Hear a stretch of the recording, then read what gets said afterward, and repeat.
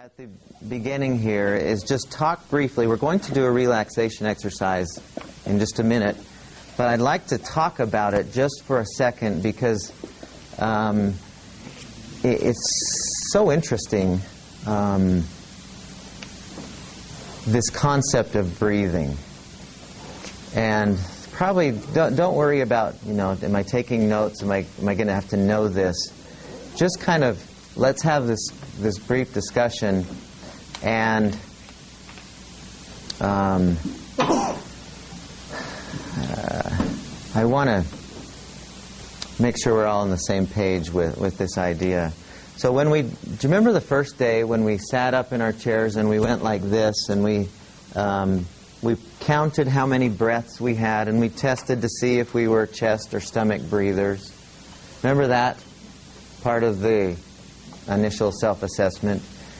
How many in here, and I might have asked this before, but how many in here were chest-only breathers? Nobody? Chest and stomach? How many were? So when you breathe, it's kind of a simultaneous. So stomach only, raise your hand, which is higher than most classes that I teach. There's only stomach. So we decide, I think we mentioned this also, that the natural way of breathing is which of those three when you're just in homeostasis? What were you going to say? What did I hear? Stomach. Yeah, if you look at a baby, stomach breathes. When you look at animals, it's just stomach. In other words, what we mean when we say stomach breathing is you inhale and the air goes down into the lower parts of our lungs. It pushes down the diaphragm, and since there's not enough room, out pops your stomach. There's not enough room for all the organs in there when the diaphragm moves down, and that's why it comes out. If you're a chest breather, what that means is you're tending to breathe with muscles that aren't initially designed for breathing, but are being recruited because you're giving yourself the message that you should be trying to get more air in because you think you're in the stress mode. Okay? But that's not the normal way to breathe. But since most of us think we're still in the stress mode, though it's subconscious, we breathe, bless you, irregularly. We breathe unnecessarily. Let me just tell you a couple quick things that I think are really fascinating. Does anyone know, you guys who are in the medical world or the clinical world, what does the term capillarization mean? Does anyone know what that word means? Capillarization. Capillaries, capillarization. Does anyone know? So, what's a capillary? Okay. Okay, we have blood vessels, and then so we have arteries, veins, and capillaries are part of the moving the blood through the body. Where's the capillaries? Corey, what did you say? They're the very smallest. And what do they do? They bring the blood right to the actual cells. Yeah, the capillaries is where the transfer of blood and oxygen and sugar and other nutrients goes from one tissue, say blood vessel, into another to deliver that which is in the blood vessel. Or in the case of our lungs, when we breathe in, when we go, the air goes into our lungs, and then through the capillaries, which are really, really tiny, they go into the bloodstream. Right? It just through those alveoli in there, the little cauliflower-looking things in our lungs, the oxygen transfers from the lungs into the bloodstream. It goes back to the heart. Heart transfers it back to the whole body. We all know that, right? So here's the interesting thing. When people people think, oh, if I breathe quickly, I'm getting more air in. You know, I'm getting more oxygen. But interestingly, there are more capillaries in the lower parts of our lungs than in the upper parts of our lungs. There's more capillarization. In other words, when you breathe deeply, and this pops out, that's how you get more oxygen into your body than, you know, the pace of it might assist somewhat. But that's one of the reasons why we like deep breathing, is because we really are, I mean, our brain runs entirely on oxygen and sugar. All of our organs, our muscles, everything uses oxygen. The more we can get in there, you know, under our own volition, the better off we are. But if we're breathing chestly, it's not a word, I know, but if we're breathing from our chest mostly, we're not getting nearly the amount of oxygen we could be getting in. Okay, so that's an interesting thing. Another thing that I came upon that's really fascinating about breathing, and this is just an FYI kind of cool idea, but they say that we take in, with each inhalation, about 10 to the power of 22 oxygen molecules. 10 with 22 zeros after it, oxygen molecules with each inhalation. And they say that, and I don't know, the person from whom I got this was a pretty reputable person. He said radioisotope studies have shown that essentially we have breathed in oxygen molecules that have been in the body of every other person that has ever lived. Does that make sense, what I'm saying? In other words, because we breathe it in and we breathe it out. And everyone's done that. And so everyone that has ever lived, we're still breathing the air that once was in their bodies. Isn't that cool? It's just fun facts to know. Doesn't help anything, but it's fun to know.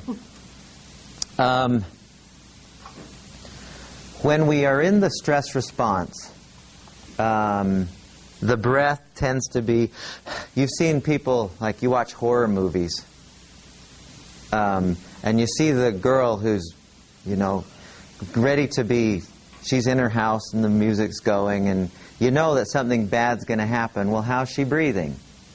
You see her going, you know, her chest is up and down, her shoulders are getting involved in the action of the breathing. Stress response. Well, when we breathe normally, we can actually, that is one way that we can actually interrupt the stress response in a conscious way.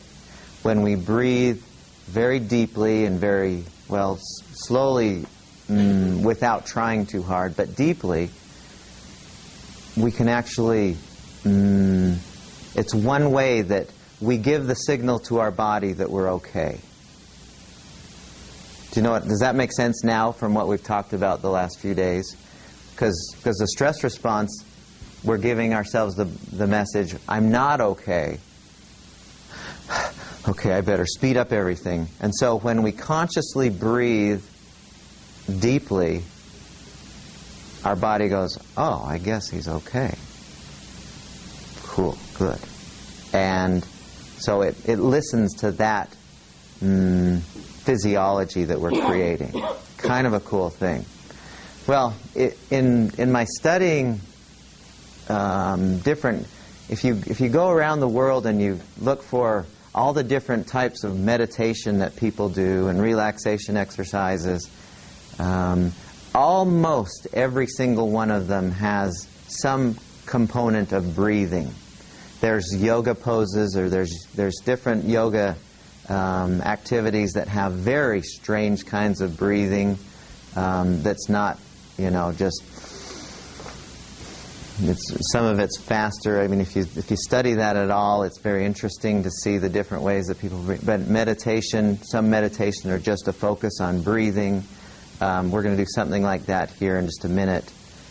And so breathing is really an integral component of relaxation. And I could show you about the many different kinds, but I want to just give you one way that I want us to practice together as a class. And it's about as easy as it gets. But this is how I'd like you to follow along.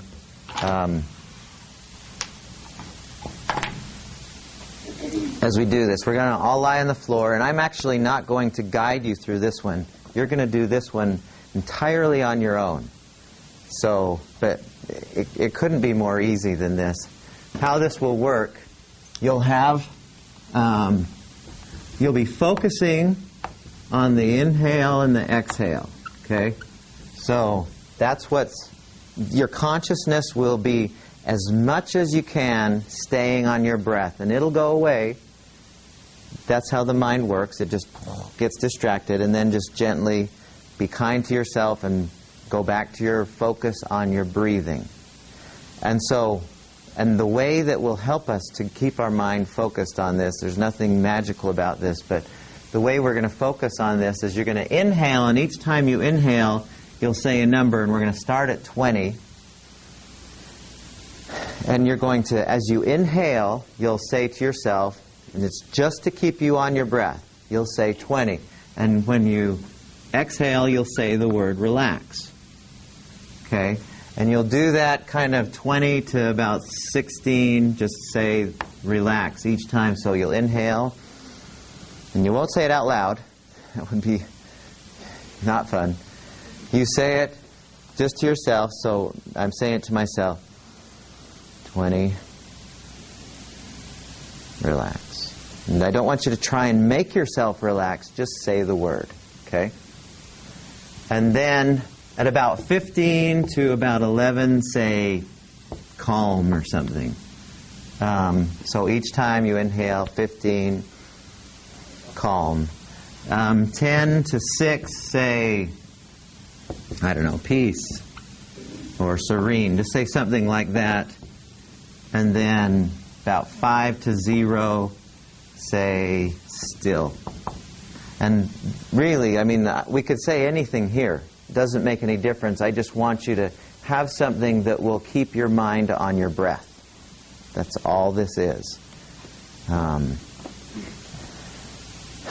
then after you're done, because everyone will finish at a different pace, after you're done, just lie there. And if you want to fall asleep, fine. If you want to just think about an upcoming something that you need to plan for, fine. I mean, whatever you do with your mind at that point, that's fine. Just stay there lying down until we're done. And I will, at some point, I'll bring every one of us out. I'll get your attention, and then I'll slowly return us to normal consciousness like we did with the power nap when we ended it. Okay? So this is what we'll do. What I'd like you to do is grab a mat, and I'd like you to actually put your chairs on the tables so that we've got much more floor room, and so you can just put your mat